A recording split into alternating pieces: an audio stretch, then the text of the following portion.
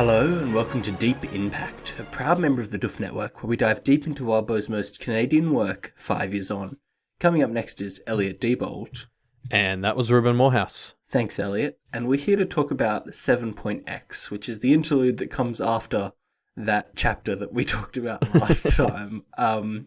Yeah, well, hold on. So before we get started on the episode, just before we dive into the actual chapter, I just want to call out how great the concept for this chapter is. Like as we saw at the end of the 7.11 episode, that ending raised so many questions. Yes, you wrote down a lot of questions.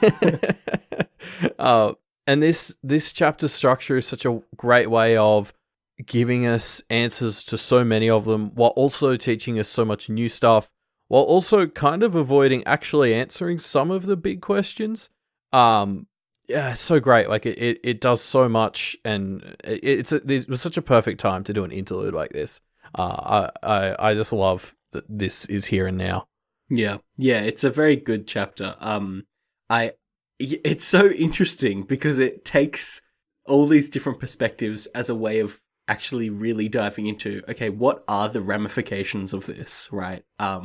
Without answering, like you said, some of the stuff. Like I saw some of your notes that you wrote down for this chapter. You still think that you wrote, I think, if we see Blake. And so that's still a question. Like, does Blake exist? What's going on? Like, I love that there's still, yeah. I think I was more confident Blake was going to come back before starting this chapter than I was at the end of it. I guess I'll talk about that. But I think one other thing I want to quickly say before we actually dive into the chapter, I just want to get this out of the way. Otherwise, I'll sort of have this rant scattered across like 5 or 6 of the segments. I'm just a really big fan of like xeno fiction, and it's something that I think the written word is uniquely capable of capturing. Like film and TV are so limited because it's just like visual and audio cues. Like, you know, how many times has an alien just had like a fisheye lens and like IR turned on? And that's how different its brain is. And like video games are like a little bit better equipped, but not much. Whereas the written word, like when you engage or read a story, it's like activating your imagination. You're placing yourself in there, and it's just, you know, you can enter the head of alien things so much better in written stories. And like a big part of, I think, of why I'm such a big Wildbow fan is he absolutely kicks ass at xenofiction. Yeah, I remember one of the points in Worm where I was first like, oh yeah, this is going to be a big thing for me, was that Brutus interlude where you're inside the head of a dog and it just makes sense. Like it just works. And obviously there are a lot of other points where things like that happen throughout the story. Yeah, I mean, I think we maybe even sort of touched on some of this in our Media MD episode on Worm, which would have been like over 2 years ago now. But like even when I was only halfway through Worm and I was like trying to sell it to people as I was still going, one of the things I'd already latched onto was I loved how Wildbow captured the alien senses of parahumans. Like Taylor obviously has a bug sense, and it affects how she thinks because she interacts with the world differently through this other sense. And the scene where Trickster gets his new powers is like etched in my mind because I loved watching someone come to terms with a new sense that was so alien, and just how easily Wildbow conveyed this completely, you know, abstract sense to us. And I've been really excited. Like Pact, I think, has even more potential than the Parahumans universe for like the complete spectrum of xenofiction from mostly human to not at all human. And I mean, this chapter we kind of see that entire spectrum to some degree. Like we get bits and pieces from right across both ends. It's great. Yeah. It is great. You're right. And that's some of my favorite parts of this chapter. I think we'll get into that, especially when we talk about Isadora, who I think represents that so well. Anyway, I guess let's actually start the chapter now. We've spent 5 minutes in this episode without even talking about the first thing. So, the first thing in this chapter is we start with an excerpt from a book, and it kind of gives you vibes of Black Lamb's Blood, or at least it did to me. Oh, it did to me as well. Yeah, talking about demons in the scientific, theoretical sense, specifically talking about demons of the first choir and what it actually means for them to destroy things. Yeah, this was so cool.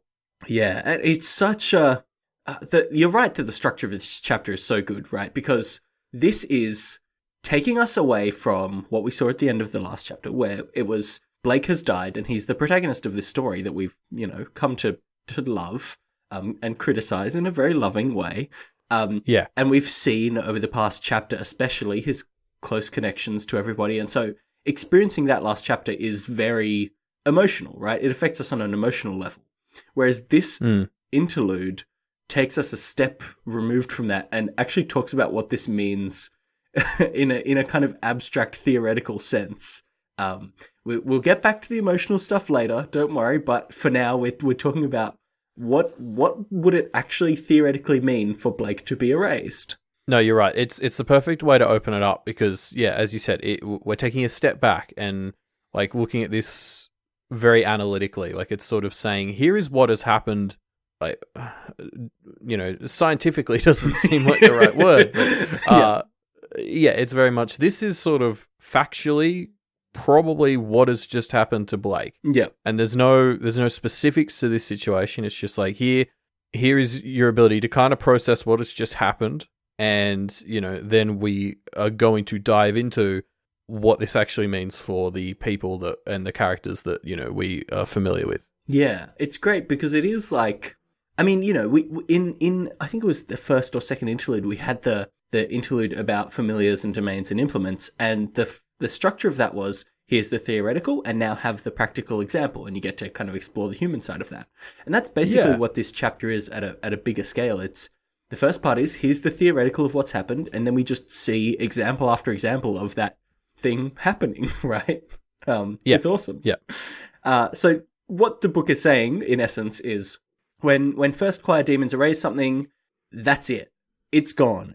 It's erased. Nothing is left behind except for the chaos that kind of rushes in. And in that chaos, in that vacuum left behind, we as humans are kind of intent on seeing a pattern there where it kind of looks like a hallucination or whatever that is left behind is something being added back into the world, but that's just our perception interpreting the nothingness that the first choir leaves. Yeah, essentially reality tries to fix itself and humans just attribute those changes in reality to something else in reality. Like, we don't tend to think outside reality because what does that even mean? Yeah. I wanted to call out one specific segment from this, which says, Shabriri's blindness and deafness ultimately leaves one so unable to see or hear that they will perceive absolutely everything that doesn't exist in space and time, as their eyes and ears are opened ever wider to the true void.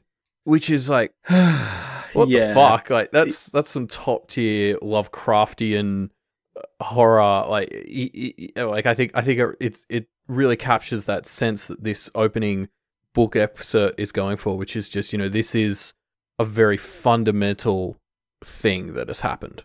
Yeah, and I like that it kind of sets it up as we can't really know what's going to happen now, right? Like, we can kind of make guesses of how things will react based on Blake's erasure, but really, we don't know how reality's going to react to Blake's erasure, because it is kind of, by definition, incomprehensible for us mere mortals, right? And I love that. I love how it answers questions while also saying, I'm not going to tell you the answer. You'll just have to fucking wait and see. Yeah, which is kind of this chapter in a nutshell. Yeah. And I think it's interesting to think about what the start of this chapter is saying in the context of the rest of the chapter. And I guess we'll kind of get to that as we talk about each of these little perspectives that we see. Yeah. I want to call out one specific line, which seems ominous, that says, that which is destroyed can be replaced, but it cannot be retrieved. And I think that's obviously pretty on the nose, saying to us, Blake's gonna be replaced. Obviously, Rose is the implication there, but not retrieved, which is grim. I mean, this is how the segment ends, like apart from the saying where it comes from, which is it's from one of Granny Rose's books. Yeah, which is also a thing in and of itself. Yes, but the fact that it ends on this, it's very much it's a blatant statement by Wildbow saying Blake, as we knew him, is not coming back. Like, I guess I do still think it's quite likely that we're going to get a Blake back, but it's not going to be the same thing. Like, I think there's going to be some interesting existential questions surrounding whatever potential Blake we're following for the rest of the web serial. Like, one thought that jumped to my mind when I was reading this was, if Rose makes a vestige of herself that's male, is that going to be a Blake? Yeah, who knows? Like, who knows? Yeah, I don't know. Like, but if that was a Blake and we started following that, obviously that would be a nice inversion of some previous things. You just want to see Rose being bitchy towards Blake and see him in the other shoe. I mean, yes. I mean, yeah, it does sound fun. And that's the end of the first part of this chapter. And then we cut to another perspective, the perspective of Isadora, and we realize, oh, this is going to be bouncing around a bunch. Yeah. And Isadora is watching Blake about to go into the factory and kind of reminiscing on the events that have happened basically since he's been in Toronto and her interactions with him since he's been in Toronto. Yeah, and this is our first taste of some of the xenofiction we're going to get in this chapter. Yeah. And I love this concept of how Isadora is like tied into reality. I mean, she's talked about that a lot, but seeing it from her head just made it so much clearer in mine. Like this sense of the disruptions that is making to reality sort of affect her in a physical way, just being near it. Like I think she likens it to a human going too close to a fire. Yeah. Which is a nice analogy. Yeah. But it's just I just love this. It's so cool, like seeing the way Isadora interprets the world. Yeah.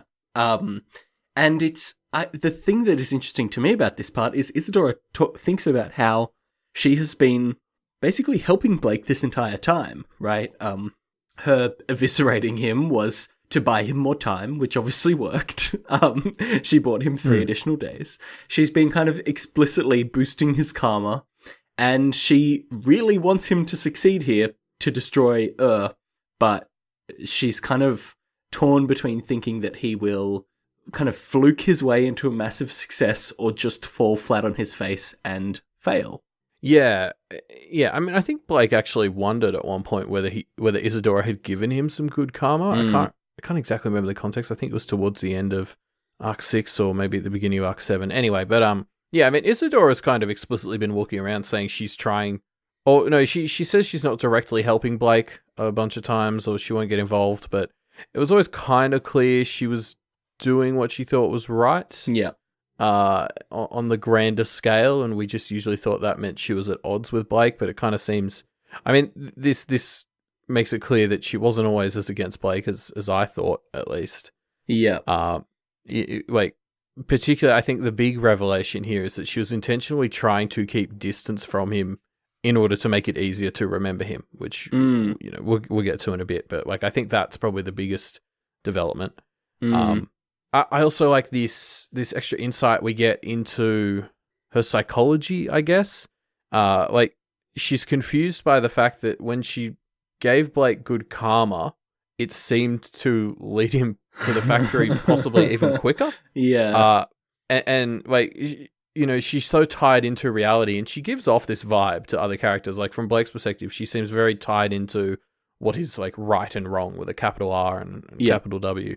And we're sort of seeing here that like it's a bit of an NP problem for her. Like, she can tell if something's right or wrong, but she doesn't quite understand the consequences of everything yet. And she's still trying to figure that out. And that's partially just, her unique personality and partially like the limits of her as a sphinx. It's such a cool concept, like to watch her have so much knowledge and still be frustrated by the gaps that she has. Yeah, you definitely get the sense that she kind of has a vague sense of how she can set, a rolling stone into motion to try and achieve the effects that she wants, but it's still a black box to her. So it's still like, yeah, it's very fascinating because she is she like gives Blake luck. Like she says here, instead of wishing him luck, I am literally giving him luck, which is like a fucking wild thing. But it's so like she so clearly shares goals with Blake here. Yeah. There's also an interesting bit where she talks about how he's the Fool card, and that's usually associated with air, but she thinks Blake is like a different element. And I don't know, this feels like something that, you know, later on I'll be like, oh, that's what she was thinking about. But right now I don't know exactly what this means. Okay, well, put a pin in it for later. There's also... So Isadora is kind of affected by on a fundamental level. And because of this, she's able to sense that is much worse than she or anybody really thought. It stretches out below the ground seemingly infinitely, and basically Isadora comes to the conclusion, right before he is erased, that Blake basically has no chance to take this thing down. Yeah, so it just sounds like it hasn't left the confines of the factory, it's just dug down incredibly deep and it's huge, and like everyone vastly underestimated this demon. I think it's pretty safe to say. Yeah, I get the vibe that people think it's trapped there, but it's kind of made its home there, and that's a very different interpretation.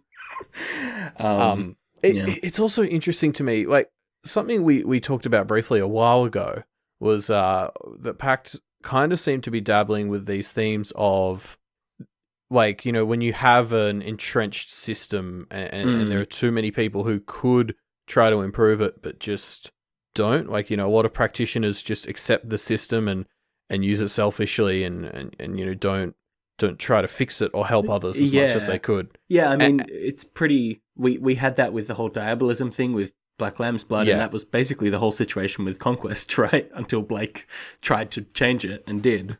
Yeah, exactly. And I think that was something that really jumped out to me in this, because, you know, we see here Isadora, like, obviously it was very painful for her, and, you know, it took someone like Blake going in to draw her near, but she got so much useful information about this thing. And we see later that people like the Shepherd also have useful information. It's like, if these people could just sort their shit out for 15 minutes, like they could share so much information and help each other with this sort of stuff.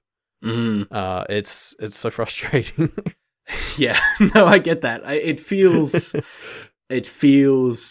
kind of insurmountable, right? Like it feels like there's an answer, but it's just never going to come to pass. Yeah. But, you know, if Isadora had been here before, she'd already know this stuff. If the Shepherd was willing to tell anyone, or, you know, just write it down, he doesn't have to speak. Just write down, like, how many people have been got by since he apparently can track that. Like, I don't know. It's just, you know, more knowledge could have been shared if everyone was more open and willing to work together. Yeah. I want to pull out another line here, which I thought you would like, where Isadora... it says, Isadora looked for Maggie, but Maggie was gone and had been for some time. And now this is obviously after Maggie has left, and so it is a bit ambiguous whether this is kind of stepping towards a confirmation of who knows what, or if she's just left. But I definitely pulled this out because I knew you would have some, you'd get your tinfoil hat at this line. I actually didn't. So I think, I mean, I guess I may as well just talk about this here, but Wobbo has mentioned in the comments under some of the chapters for Arc 7 that there's like a Maggie interlude arc, I think, coming up. Like he's pretty much all but confirmed it. So I'm actually expecting Arc 8 to be a Maggie interlude arc. So I feel like maybe it's just tying more into that. I'm wondering if with a Maggie interlude coming up, you know, she supposedly came down here to sort of have a controlled crack at some, you know, blood, fire, and darkness. And I'm wondering if maybe that's going to backfire a bit. If Maggie doesn't get out of the city pretty fucking quick, she's going to be in the middle of a literal shitstorm. Yeah. So yeah.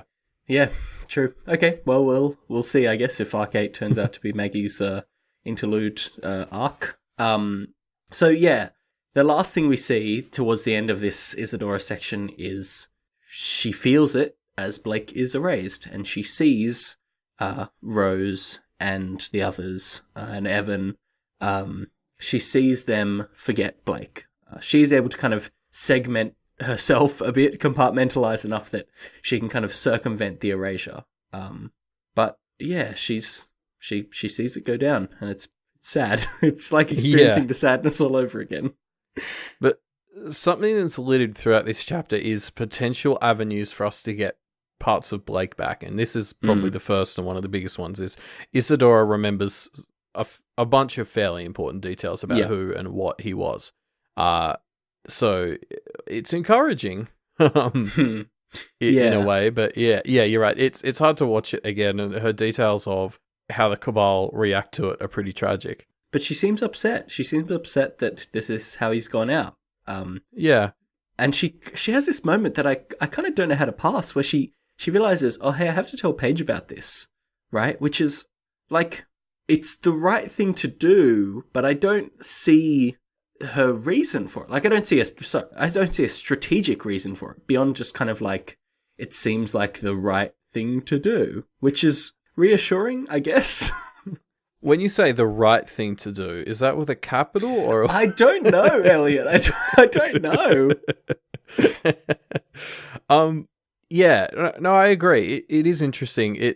That she'd be willing to tell Paige, because I mean, a lot of people seem to think that maybe it's just easier to leave it be, which we just sort of talked about. But yeah, I mean, it's a good sign. Like as I said, where Paige might be someone who tries to push things along a bit on getting Blake back if she learns this. I don't know. I'm just hoping that's yeah. I guess we'll see. So after Isadora, we go to the perspective of the Eye, who is kind of waiting on the sidelines of Toronto, because he knows that Conquest is going to beat Blake, and then Conquest has said, yep, go on a rampage and burn people. And then the Eye forgets why he's waiting, because of course he forgets Blake, and so he forgets that Conquest is in a contest with somebody. And so, of course, the next logical thought is, all right, time for my rampage. So he goes to fuck shit up and try and hear people scream, basically. Seems to be his driving motivation.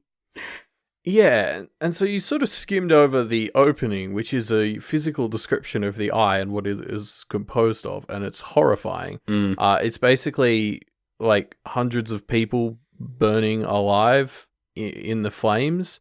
Like, it's incredibly fucked up. And so, like, the Eye is an elemental, I think we've been told. And I don't think we know much about elementals. I haven't really played much D&D. I know elementals are a thing in D&D, but I don't know the lore that surrounds them there. But, like, I guess normally when I think of an elemental, I think, like, fire or earth or something. Like air or water, yeah. Yeah, like the Sisters of the Torch have a fire elemental that they're sort of based around. Whereas the Eye almost seems to be, like, an elemental of humans dying because of their own shit. Like, he's like an elemental of weapons and human like murder, I guess. And so, of course, you know, much like a fire elemental, I think, is kind of made out of fire. The Eye is made out of people dying due to weapons.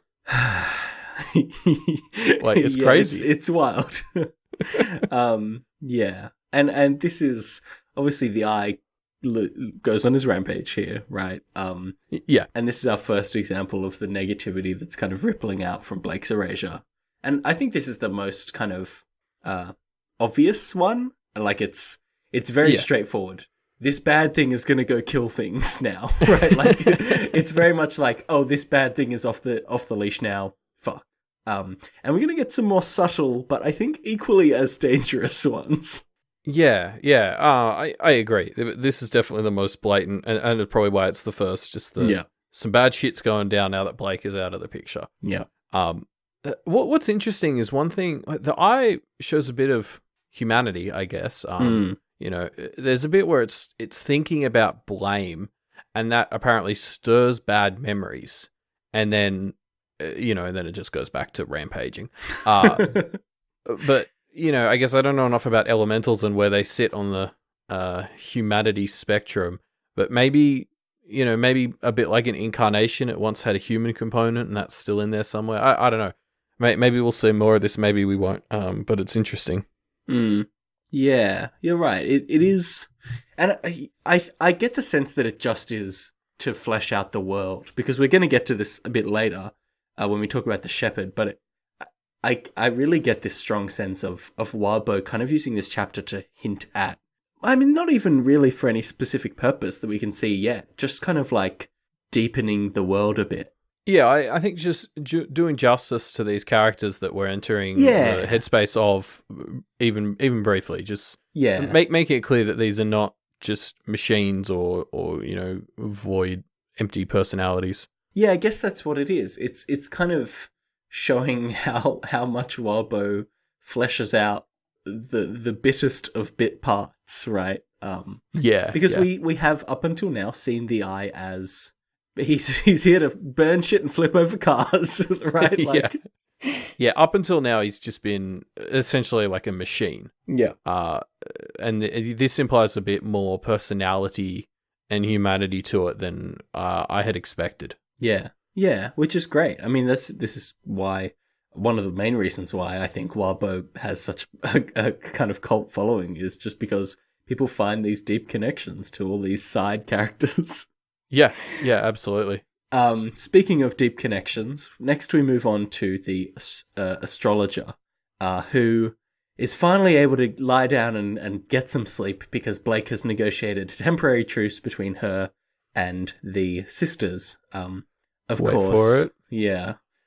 Right as she's about to fall asleep, she realizes, hold on, I'm still at war with the sisters because, of course, Blake's gone now. So that truce also, by connection, has vanished. And she wakes up and it's fucking sad, right? Like she's about to finally get some rest. And then suddenly she has this kind of sensation of, oh shit, I can't rest. I can't ever be at peace while this is going on. And it just is like, the Eye going on a rampage obviously is bad, but this is just a clear positive thing, a way that Blake mended the world a bit, and it's just gone. It's just like, it just sucks. Yeah, I agree. It was like the Eye going on its rampage was like an oh fuck moment, and this is just like an oh no moment. It gets sadder because Diana remembers that she had guests and notices the amount of mugs that she has to wash up. And there's one more than she remembers having guests. And it's Doug's mug, her mentor's mug, which obviously she thinks to herself that she would only give to somebody that she really cared about. And so this person, whoever they were, is gone. And this kind of redoubles her obsession to kind of preserving her mentor's legacy, just in case her mentor's legacy fades out. So not only has the truce been reset, but Diana is even more obsessed with the kind of defensive behavior, which is going to lead to making whatever impending war between the astrologer and the elder sister. It's going to make it worse. Yeah. This bit was so heartbreaking. It was just like, oh wait, all the stuff with the mugs, it just crushed me. And yeah, like you said, she's someone who's been defined by wanting to preserve Doug's legacy, and this has sort of triggered that impulse. Like as you sort of said, this is gonna make things between her and the sisters even worse. I think because she's going to get even more aggressive in trying to protect Doug's legacy. Yeah, and the other thing about this that gets to me is Blake has his cabal, right? And obviously we've seen and we've felt the impact of him being forgotten by them, but it's always been, from his perspective, the world is against him, right? And that's fair to a large extent, but this is us seeing an example of, you were making headway, Blake. You had the Knights of the Basement as an example, and you had Isadora, you had Diana, and these people who you were actually like making a good impression on, and who you were helping to improve, and this is just, nope, Control-Z that's gone now. Yeah, no, definitely. One of the things that keeps coming up in this chapter is that Blake was not as alone in the world as he thought, or not. It wasn't as much the world versus Blake as Blake thought. Yeah, it's a bummer. Yeah, it is. It's just a bummer. Speaking of bummers, next we cut to the Behaims. These transitions are so on point. So we see Duncan, who is planning his retaliation against Blake. They're basically figuring out what they're going to do next to hit back against Blake, and then that idea disappears. And suddenly Duncan decides, well, you know what? We don't really have a reason to be around here, so let's head back to Jacob's Bell. So I actually got the impression from this that Duncan might know a bit more than just, my memory's gone. Yeah. The way he sort of leans back and is like, oh, it's coming soon. And we get this great sequence of like ticks, and then there's just a tick missing, and Duncan sort of sits up and he's like, right, we can go now. Yeah. I almost got the impression from the way he phrases it to, I think it was Owen he was talking to, that it's sort of like, well, that's the end of phase 1. You know, we had some casualties, obviously, but now it's time for phase 2, and we've got to head back to Jacob's Bell. Like, I'm interested to see what the Behaims might have cooking when whoever gets back to Jacob's Bell in the future. Yeah, I guess we'll see. So yeah, Duncan is seems to be kind of sliding into Laird's place as the patriarch, which I don't know how I feel about. We've kind of talked on this podcast before about how Duncan does feel like the mindless follower to Laird's actually charismatic leader. But we'll see if he can kind of step into his shoes, I suppose. I mean, yeah, I've enjoyed Duncan as a villain in some of the previous stuff. I'm excited that we're going to get more of him. Yeah, like I'm excited for him to sort of be the new face of the Behaims, especially because Laird commanded a certain amount of respect in Jacob's Bell that I'm not sure Duncan would be able to. Just because he's Duncan, but because he's not Laird. Like it really seems like Laird was the one who pioneered this alliance with the Duchamps and stuff. So just the fact that Laird's gone probably means things in Jacob's Bell might get a bit shakier, and having Duncan as our face man for that is exciting. Yes, I guess we'll see. Next, of course, we go to the sisters of the Torch, and we see Elder Sister, and she's businessing. She's doing business. She's discussing a kind of business arrangement with what seems to be a snowplow company. Basically wheeling and dealing with a bit of light practitioner magic on the side to help get all her deals in the right, in her favor. Oh, is that what she was doing? Anyway, yeah. No, this whole segment really establishes her as like a person of power. She's ordering everyone around, manipulating this guy on the phone. Like you could see, yeah, as Blake sort of mentioned when he met her, you could see how she could end up being the Lord. Yeah. Just based on this, like this really sets her up as someone who is very comfortable in command. Yeah, she definitely kind of has the vibe for it. She pretty easily navigates the conversation that she's having on the phone here, even before she, plays some magic cards. So the bit where she was playing with the little elemental woman on the table. Yeah. Are you thinking that was her? Well, that would be my practicing. I mean, it could just kind of be the idle kind of thing you do while you're on the phone as a practitioner, which also makes sense. But it does feel like she's kind of getting most of the way with Mac, the guy on the phone, and then she reaches out to the elemental, and then she says, Look into it, and you'll see that some of your employees are doing really badly at their job," which feels like she's used magic to fuck over some of these employees for her own benefit. Yeah, I mean, I didn't get that impression while I was reading it, but I could have just missed it. I don't know. Yeah, maybe the chain of events to me seems to suggest that she's used magic to kind of make some of these guys' employees worse at their jobs, but I might just be kind of interpreting two unrelated things as connected when they aren't. Yeah, I don't know. I'd have to go look at it again. Anyway, so Elder Sister's kind of talking to this guy because she's planning for when she becomes the Lord of Toronto, right? She's clearly got a plan in place. She's making good business connections. She's clearly setting up a more controlled a version of what Toronto will look like, right? Which obviously is a bit manipulative, but it seems like it'll be in relatively good hands.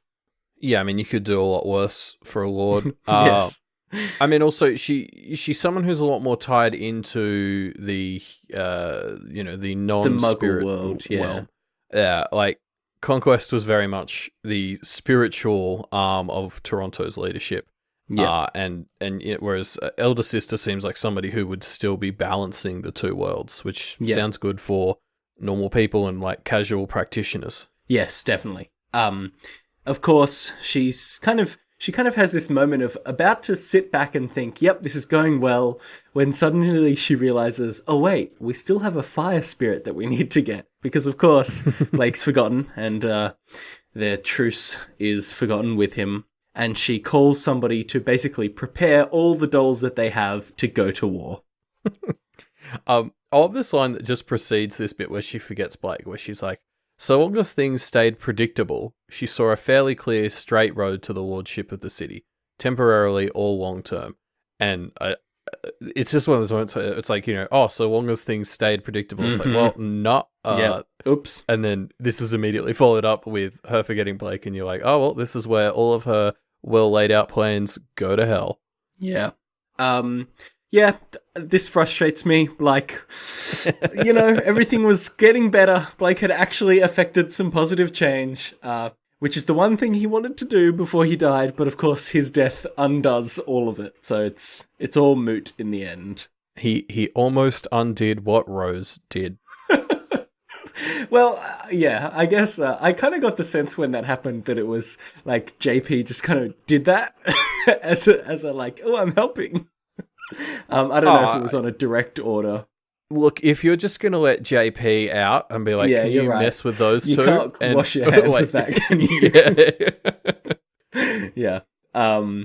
So next we cut to the shepherd, and he feels the recoil immediately. And he stays silent, not because he has to, but because he knows he would lie, and he doesn't want to lie. Yeah, so again, this is just someone we've only ever really seen as an enemy. Yeah. And we get a little insight into, who they are outside that. Yeah. It's 8 lines, and it's like, oh shit, there's a whole story here. Like, there's a whole thing here, and we're just not gonna see it. Yeah. As we sort of mentioned, it just sort of implies that there's more to him. But I'd be happy to see more of it. But I also would be happy if this is all we get. Yeah, it's just it's just a little bit of this is the shepherd and where he kind of stands from his perspective. And again, I'm still a little bit angry at him for not communicating the fact that he knows every time wipes someone out. That's such a dick move. Yeah, you're right. He could write it down, couldn't he? Yeah. Yeah. No, you're right that he. I don't know. I mean, he is a... Look, you have some depth, Shepherd. Your 8 lines in this chapter prove it, but you're still a bit of a dick, so you got a way to go. Yeah. So the final perception we see... No, sorry, the second last, because I forgot ironically about the last one. The second last one we see here is Rose. And she's kind of freaking out. She feels like she's having a panic attack, and it's because... For some strange reason, the world that she lives in, and has always lived in, as far as she knows, just feels more vibrant than it has before. And who knows why?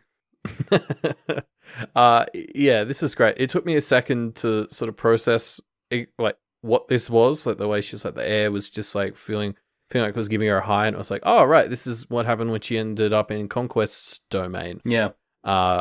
It's a nice little detail of her trying to process it and us being like, ooh. Yeah. So the other thing is, her analogy for explaining this is, she talks about a time she went to camp as a kid and they all got dirty and they were all proud of how, like, filthy they were, and this is just really bad imagery for our new Diabolist to be clinging to as a fond memory. Yeah.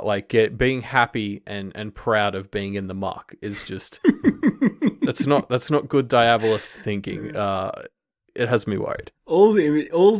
Every time there's an opportunity for one of these analogies to pop up, it's always one that you can just kind of interpret as a bad sign for Rose. Yeah. It's been very consistent. Which is horrifying.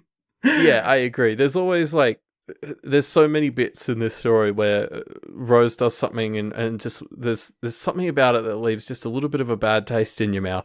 Yeah. Speaking of, Rose kind of thinks about how she sees the Cabal and she knows that she knows them, but she just doesn't feel connected to them. Which seems bad, especially because she kind of decides to keep them around, right? And it's obviously not because she feels that much of a connection to them. It kind of feels like they're not quite her new kill squad, but, they're tools to her. Not explicitly, but implicitly enough that it's concerning. Yeah, I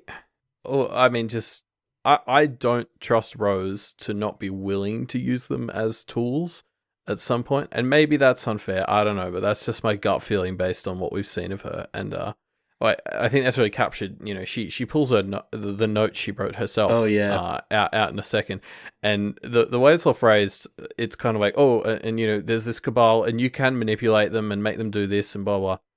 Not that you should. It's such an afterthought. Maybe you shouldn't. I don't know. But you could. Let's be real. Rose put that, not that you should, in the case that Blake didn't get erased, and she would be like, to have plausible deniability, basically. She totally wants to manipulate them. It's just that she didn't want Blake to see that part of the note.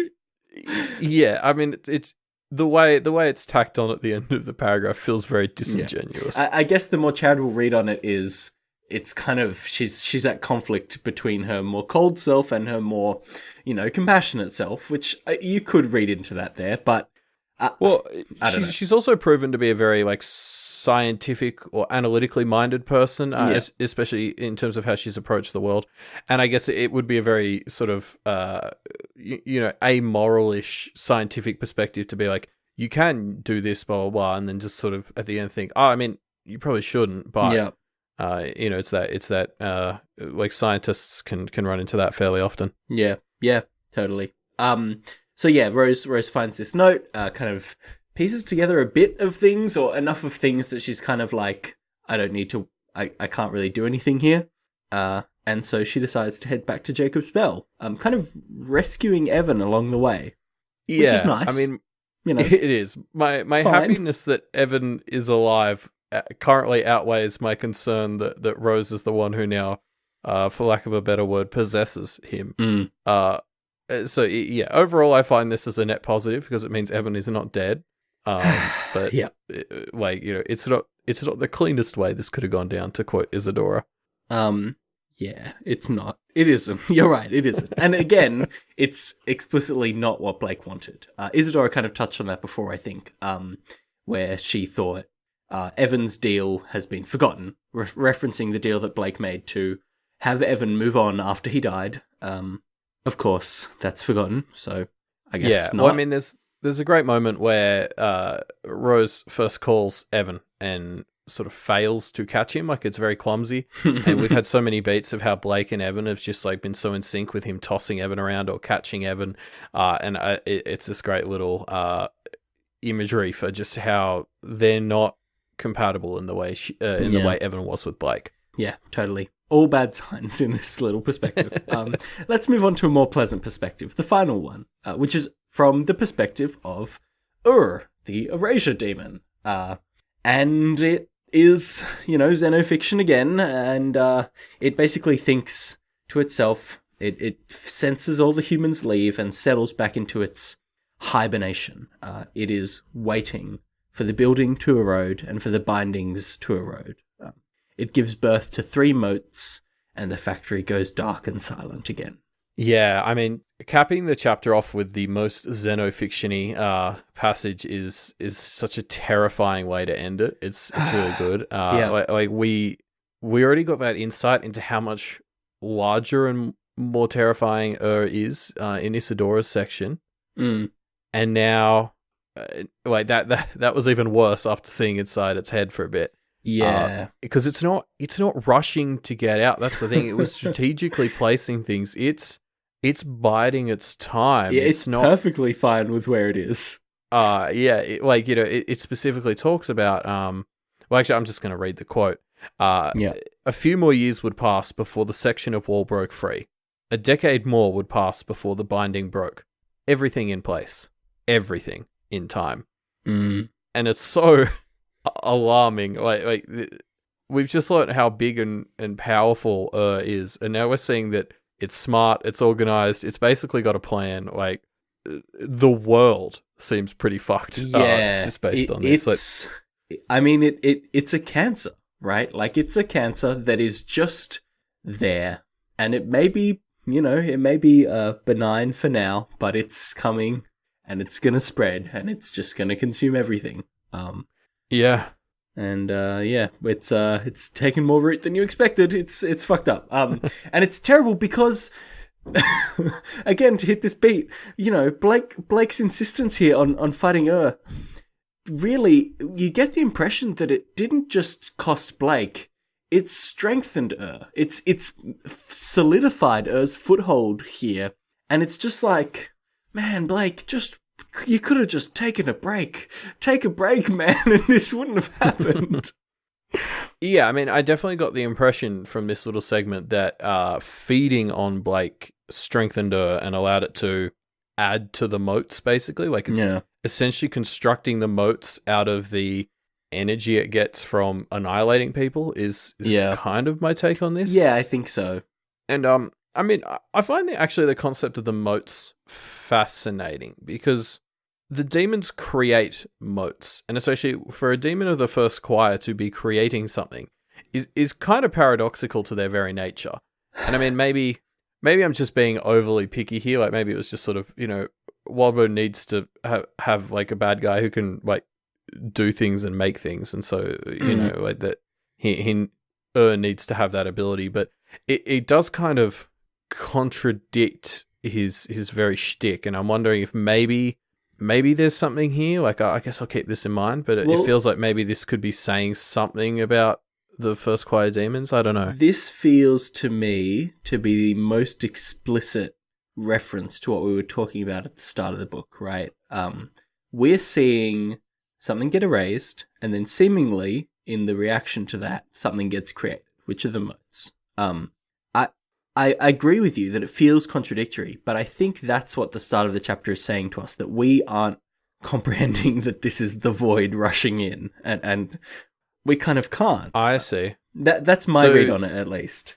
So you're saying, my interpretation of what you're saying there is that moats are essentially controlled reality fixing by the demons. So this demon would essentially, so in this case, is directing some of that reality rebuilding to form the moats. That's interesting. I like that. It's because it perfectly encapsulates their idea of not just like being a rot in reality, but like being an infection. Yeah, it's anti-reality, right? Like, Blake is erased from reality, and it kind of becomes anti-reality, and then that kind of manifests as some moats, because why not? Yeah, and I mean, I just assume these moats are going to be way more terrifying than Poe's because they're of the first choir, so presumably they're going to be more direct. And also, seems pretty fucking legit, whereas I think Poe's said that his progenitor is stuck in a sword, so can't be all that. Yeah. So, I'm basically, as well as Poe's just running around the place now, we've also got releasing 3 moats that I assume are more powerful, and that's just terrifying. Yay! And with that uplifting beat, it's the end of Void. It's the end of Arc 7.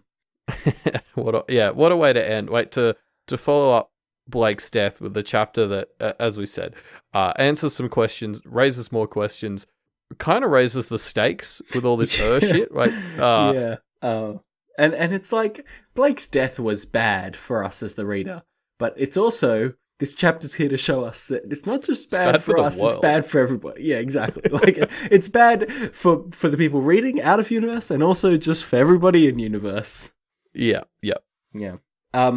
So let's kind of revisit this chapter a bit. Not this chapter, this arc, and kind of touch on some of the things that we think this arc is saying. So, of course, the first thing that we should do here is talk about the name, Void. So the obvious first reason is void, the Blake-shaped void that is left behind. I think is pretty apparent. Blake was voided. I mean, obviously, like, the concept of a void ties directly into and what just happened to Blake. Yeah. I also think, this feels like I'm reaching, but this arc was also defined by like a void where Blake was out for 3 days and we saw the consequences, and then obviously a bit later Conquest gets captured and we see the void of what him leaving a void of lordship has done to the city a bit. I don't know. No, you're right. The idea of kind of vacuum of nature abhorring a vacuum, right, and things rushing in kind of recklessly to fill a vacuum is one that we see a bit throughout this chapter, this arc. Yeah, I think the other thing is Blake has, well, I guess I'm going to use the term, there's a void within himself related to his trauma. And that was something we confronted a lot this arc, right from the dream sequence with Miss Lewis to, sort of a bunch of other points. It was Blake very much coming to terms with what he kind of sees as a hole within himself, I think. Yeah, you're right. We definitely got the sense that Blake had bits of him kind of missing, right? Like his desire to have his friends around, but also not to have them around. Yeah, there's a lot of bits. Yeah. Of course, since this is Pact, the word also is a legal word. To void a contract, usually you would hear it in, right? Which means to make it null and void, to cancel a contract. So it's not just about, like, it's because you can prove something is void or you can make it void, is my understanding, like as a non-legal person. So it's not, you could be proving something is invalid as well as making something invalid. Yeah. The one, maybe this is just kind of recency bias to me, but the one that jumps out to me is Evan and Blake's arrangement for Evan to move on. Obviously, as Blake was forgotten, that contract was voided. Similarly, the truce between Diana and elder sister, again, Blake was kind of the linchpin there, and so that has become invalid, unfortunately. Yeah, again, I feel like I'm reaching, but Blake voids the Behaims' power a bit when he clocks on to what exactly is happening there. When he clocks on? When he clocks on? Yeah, nice. I like it. Their time's up. He's figured it out. Yeah. Yes, I don't know. Yeah, that's sort of all I really got there as well. But you're right. He does kind of figure that out and kind of voids their power, I suppose. Yeah. So I love talking about these arc titles because it's always so fun to me. So diving into this a bit more, some other themes that kind of came out this arc, to me, Blake's insistence, we talked about this a fair amount over the chapters in this arc, but Blake's insistence on putting himself in danger, kind of to the detriment of the people around him, right? Obviously, Alexis got shot by an arrow, Fel got killed in this chapter. They obviously, Blake threw himself into the erasure demon here when he didn't need to do that. I mean, it said it had decades to wait, so you could have literally waited decades, Blake, but no. I think it's... Yeah, and Isadora kind of summed it up as well when she talked about the stones tied to the one stone rushing towards the pond, right? Yeah. She also... Yeah. So she also talks about it, like, in this chapter, like, she calls him the little warrior again, and sort of... I think she explicitly says that he is not built to go down quietly, which this whole chapter is dealing with the truth of that statement, essentially. Yeah, that's just a major thing that kind of jumped out from our discussions this arc, and it again makes this ending all the sadder because Blake, this entire story, has been fighting because he has to. He's been backed into a corner, and this is the first time that he's taken a fight, really, not because he was backed into a corner, that he just wanted to take for the greater good. And, whoops. Yeah, it didn't work out. Yeah. I think another thing that I sort of took out of this arc, and we've already touched on it a bit, but Blake spent a lot of time this arc confronting his trauma and I guess his purpose or what he wants his purpose or his destiny to be. Like as he sort of got to the end of the conquest contest, he sort of had to ask himself the question of what now, and his answer was go fight which may not have been the best answer. Yeah, you do get the sense that, and with the kind of dream sequence with Mrs. Lewis as well, you do get the sense that Blake didn't really know what his life was beyond, the kind of drive to protect himself and to fight. And it was his undoing, his Yep. his literal undoing. But that's that. That's Arc 7. That's a wrap on old Blakey boy. And also a wrap on Deep in Pact. Thanks for joining us for this very long episode. Bloody interludes, am I right? If you want to talk about how this episode was just too long, and you prefer us to go back to our 20-minute episodes, then the perfect place to leave us that comment would be in our discussion thread, which you can find linked in the show notes down below. Or other comments. It doesn't have to be that one, Yeah. You can talk about anything to do with the chapter. Yeah. You can also find us on Twitter. We're available at MediaMD Podcast. So that's another way to get in touch with us, and it's also a way to keep up with the live reads I've just started to do. Those live reads are so fun, Elliot. I swear. Like, I get to see your live reactions because you're making notes, and I'm kind of seeing some of this stuff as you're thinking of it. But also just watching you tweet images of the script and be like, "Ooh, this is like this." It's very fun. I love it. So head on over to @MediaMD Podcast to check those live reads out. If you want more information on the Doof Media Network, which is the beautiful network that keeps this show what it is, the place to go is to doofmedia.com, where you'll find more info on Deep in Pact. Yes, and one of the other shows on Doof is obviously the Doof Cast. It's the main sort of what's the word they use? Podcast? Variety show. Oh, I see. Of the Doof Network, and coming out the same day as this episode, so it's probably already in your podcatcher, is the final Avatar episode. So we joined Matt and Scott again to round out Avatar The Last Airbender and cover Season 3, and that was a lot of fun. It really was a very fun discussion, but I have to call you out on something, Elliot, because you said it was the final Avatar episode, and I'm still holding out hope that some patrons are going to recommend Legend of Korra so we can talk about that. Actually, probably even more importantly is they are working their way through M. Night Shyamalan's film series, and eventually they will have to hit the movie that shall not be named. Yeah, I still haven't watched that unnamed movie, and I don't know if I will. I mean, it's all well and good in Pact, but we don't actually have an erasure demon in real life, so I can't just forget about it after I've watched it. Anyway, the Avatar episode actually that they were kind enough to have us guest host on was a patron produced episode, which is one of the many perks that you can get if you back the Doof Patreon at different levels. Beyond, of course, the most obvious perk of just helping us keep, the Doof Cast and Deep in Pact and all the other great shows, Vow to View, all the great shows on the Doof Media Network alive. So if you like this stuff and you can spare some change, then head over to patreon.com/doofmedia and give us that change, and we'll keep these shows alive. Or else. Yes, and as well as keeping Doof Media alive, it's also very important that we keep Wildbow writing.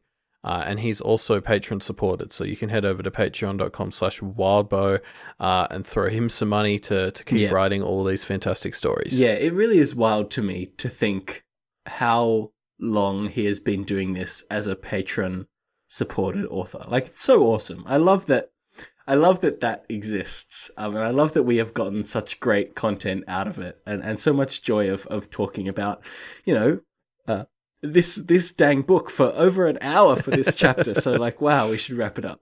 But yeah, go back, go support Wildbow's Patreon. Yes. So apart from that, we'll see everyone on Monday, the 8th of July for chapter 8.1. Yes, we will see you then.